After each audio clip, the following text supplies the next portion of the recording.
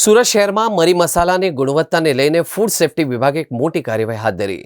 શહેરના તમામ ઝોનમાં વિશેષ ટીમો બનાવીને વિવિધ મસાલા ઉત્પાદક અને વિક્રેતા સંસ્થાઓ પાસેથી નમૂના લેવામાં આવ્યા। આ કાર્યવાહી અંતર્ગત રાંદેર ઝોનમાં આવેલા જલારામ મસાલામાંથી પણ સેમ્પલ લેવાયા।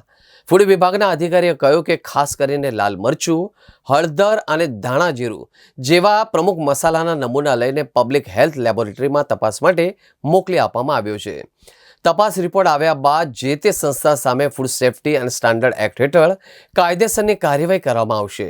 ફૂડ સેફ્ટી ઓફિસર સુરત મહાનગરપાલિકા હાલમાં ઉનાળા ઋતુમાં મરી મસાલાનો સૌથી વધારે વેચાણ થતું હોવાથી અને સૌથી વધારે ઉનાળામાં આ મરી મસાલા ભરતા હોય ગૃહિણીઓ ઘરમાં, એના માટે ડેપ્યુટી કમિશનર અને મેડિકલ ઓફિસર હેલ્થની સૂચના અન્વયે કોર્પોરેશનના દરેક ઝોનોમાં મરી મસાલાનું ઉત્પાદન એટલે ઘંટી દળતા હોય છે, છતાં તેમાંથી વેચાણ થતું હોય એમાંથી નમૂના લેવાની કામગીરી ચાલી રહી છે। કેટલી ટીમો બનાવી છે?